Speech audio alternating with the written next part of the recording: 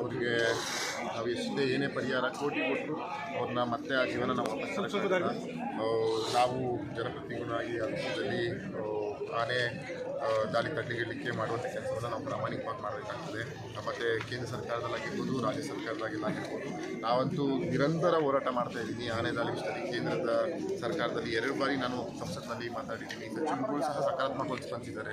ಇನ್ನು ನಮ್ಮ ರಾಜ್ಯ ಅರಣ್ಯ ಸಚಿವರು ಈಶ್ವರ್ ಖಂಡ್ರೆ ಸಹ ಕಾಲ್ ಬರ್ತಾ ನಾನು ಮಾತಾಡಿದೆ.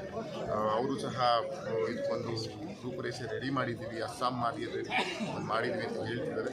ಅದನ್ನು ಏನು ಮಾಡ್ಬೋದು ಅಂತ ನೋಡಿಕೊಂಡು ಮಾಡುವಂಥ ಪ್ರಾಮಾಣಿಕ ಕೆಲಸ ಮಾಡ್ತೀವಿ. ಇವತ್ತು ಅವ್ರ ಕುಟುಂಬಕ್ಕೆ ಭಗವಂತ ಅವರು ನೀವಂಥ ಶಕ್ತಿ ಕೊಡಲಿ, ತಡ್ಕೊಳ್ಳೋ ಶಕ್ತಿ ಕೊಡಲಿ ಅಂತ ನಾನು ಕೇಳ್ಕೊತೀನಿ. ಪಾಪ ಅವ್ರಿಗೆ 3 ಜನ ಗಂಡು ಎಲ್ಲ ಕುಣಿತಾರು.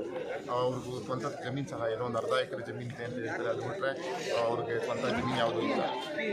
ಇವತ್ತು ಅವರು ಮನೆ ಸ್ಥಿತಿ ನೋಡಿದ್ರೆ ಶೋಚನೀಯ. ಯಾಕಂದರೆ 3 ಮಕ್ಕಳು ಸಹ ಎಲ್ಲ ಗಂಡು ಮಕ್ಕಳು ಅವರು ಎಲ್ಲ ಏನು ಬಸ್ತಾರೆ. ಅವ್ರ ಮಕ್ಕಳು ಸಹ ಮದುವೆ ಬಂದಿರೋ ಮೊಮ್ಮಕ್ಕಳು ಈ ಪುಟ್ಟಯ್ಯ ಅದು ಅವ್ರ ಜೀವನದ ಸ್ಥಿತಿಲಿದೆ.